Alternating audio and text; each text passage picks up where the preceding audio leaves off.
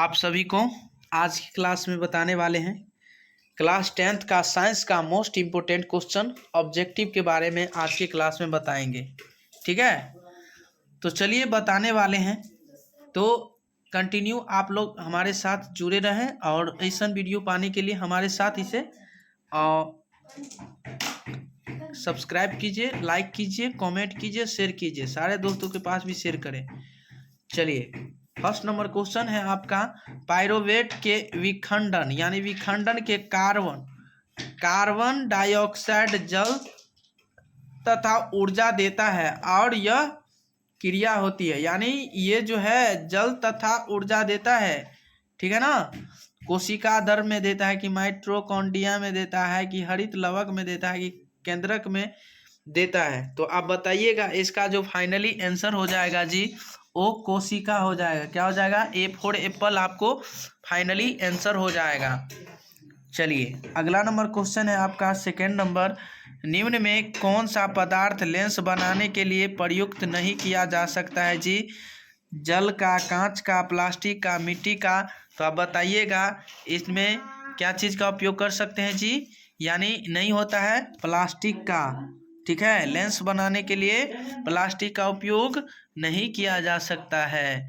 चलिए, तीसरा number question है आपका मोस्ट इम्पोर्टेंट क्वेश्चन, किसी बीम का वास्तविक प्रतिबिंब समान आकार का प्राप्त करने हेतु बीम को उत्तल लेंस के सामने कहाँ रखा जाता है? यानी फोकस पर, वक्रता केंद्र पर, अनंत पर, प्रकाश किए केंद्र पर। तो बता सकते हैं इसका जो फाइनली आंसर हो जाएगा जी, मोस्ट इम्पोर्टेंट क्वेश्चन, इसका बी ऑप्शन हो जाएगा। क्या हो जाएगा?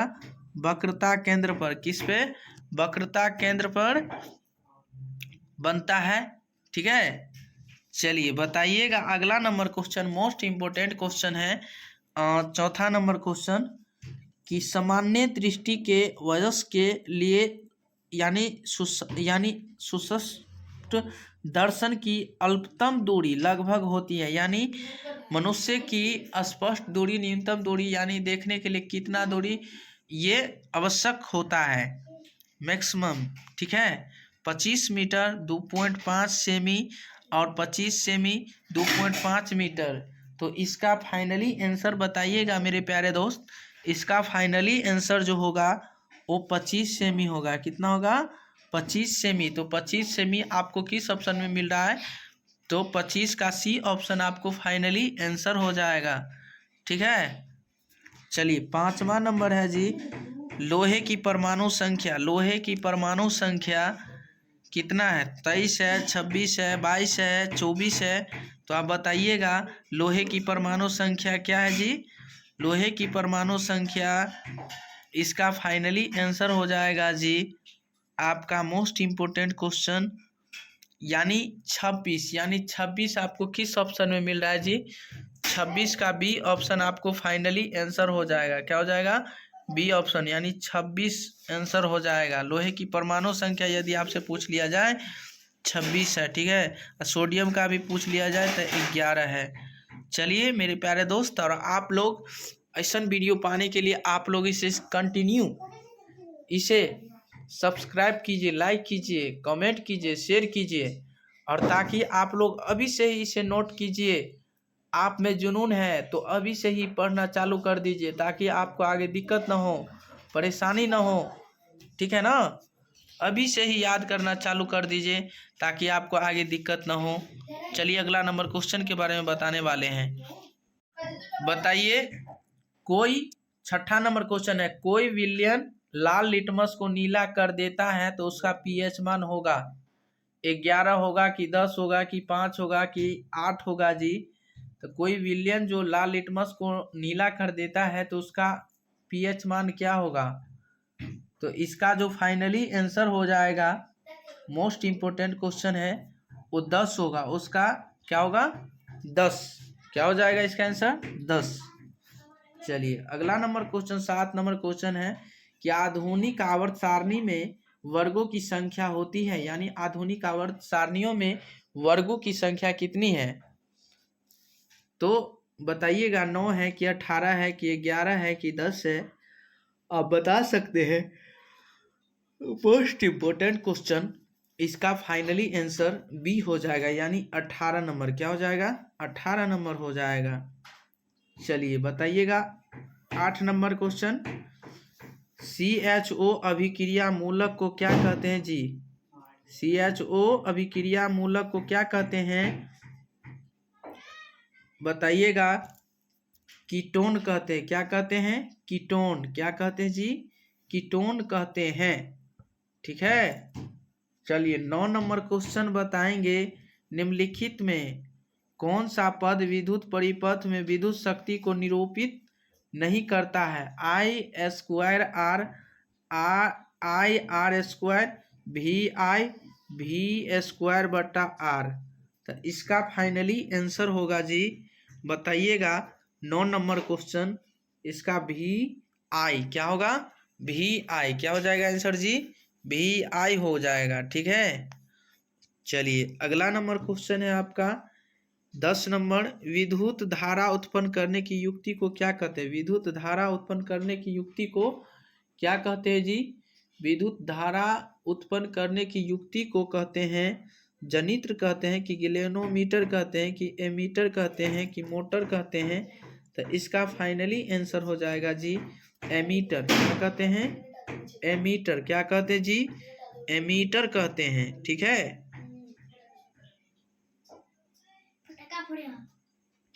बताइएगा अगला नंबर क्वेश्चन आपका मोस्ट इम्पोर्टेंट, लघु पथन के समय परिपथ में विद्युत धारा का मान क्या होता है? कम हो जाता है, स्थिर रहता है, बहुत अधिक बढ़ जाता है, निरंतर परिवर्तित होता है?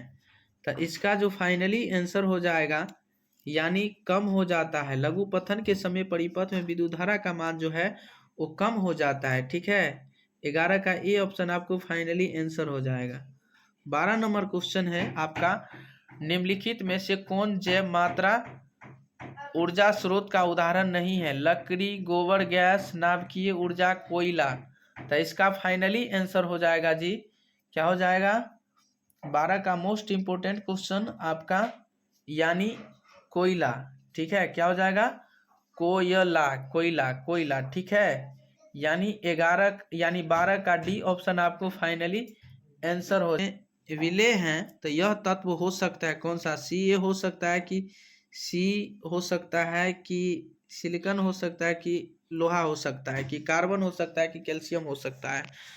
तो इसका फाइनली आंसर हो जाएगा जी, मोस्ट इम्पोर्टेंट क्वेश्चन, इसका फाइनली आंसर हो जाएगा यानी कार्बन। क्या हो जाएगा? कार्बन हो जाएगा। ठीक है। आपको यानी बी ऑप्शन आपको फाइनली आंसर हो जाएगा, C4 कार्बन। ठीक है। चलिए चौथा यानी 14 नंबर क्वेश्चन है आपका, एथेन का आणविक सूत्र C2H6 है। तो इसमें यानी 6 सहसंयोजक बंधन, 7 सहसंयोजक बंधन, 8 सहसंयोजक बंधन, 9 सहसंयोजक बंधन। तो इसका फाइनली आंसर हो जाएगा जी 14 नंबर का मोस्ट इम्पोर्टेंट क्वेश्चन ए। ठीक है। इसका फाइनली आंसर हो जाएगा 6। ठीक है। 6 सहसंयोजक बंधन हो जाएगा, यानी 14 का ए ऑप्शन आपको फाइनली आंसर हो जाएगा। चलिए अगला नंबर क्वेश्चन पे ध्यान दीजिएगा आप लोग, मोस्ट इम्पोर्टेंट क्वेश्चन बताइएगा। आपका क्वेश्चन है 15 नंबर, ओजोन के अणु में ऑक्सीजन के परमाणुओं की संख्या होती है? 1 होते हैं कि 2 होते हैं कि 3 होते हैं कि 4 होते हैं जी? तो बताइएगा। इसका फाइनली आंसर हो जाएगा, ओजोन के अणु में ऑक्सीजन की परमाणु संख्या होती है वो कितने होते हैं? यानी 1 होते हैं। कितने? एक आपको किस ऑप्शन में नजर आ रहा है?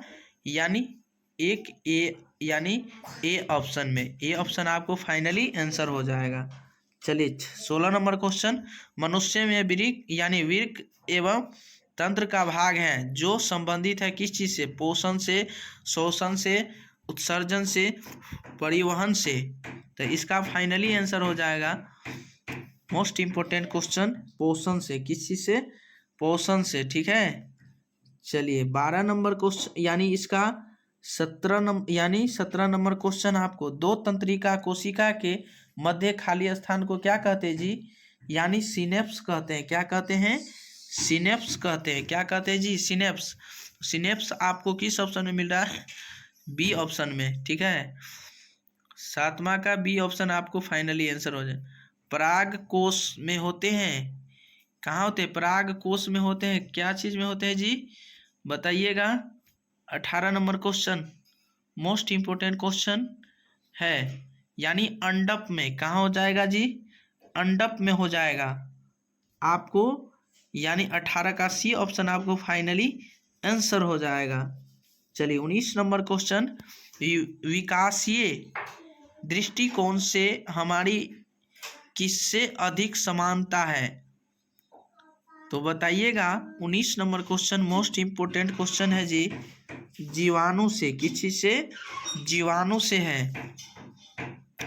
मुकुलन द्वारा अलैंगिक जनन होता है, किसके द्वारा जी? तो बताइएगा। मोस्ट इम्पोर्टेंट, प्लेजोयम द्वारा, ठीक है। तो उम्मीद करते हैं कि मेरे प्यारे दोस्त आप लोग बहुत अच्छे से समझ गए होंगे। तो चलिए आज की क्लास में इतना ही, तब तक के लिए बने रहें, और ताकि ऐसा वीडियो पाने के लिए हमारे साथ कंटिन्यू इसे लाइक कीजिए, सब्सक्राइब कीजिए, शेयर कीजिए, और सारे दोस्तों के पास भी शेयर कीजिए, ताकि जब जब लाइव क्लास आऊँ तो आप लोग को भी ज़रूर मिल सकें, ठीक है। चलिए आज के लिए इतना है, तब तक के लिए बने रहें। इससे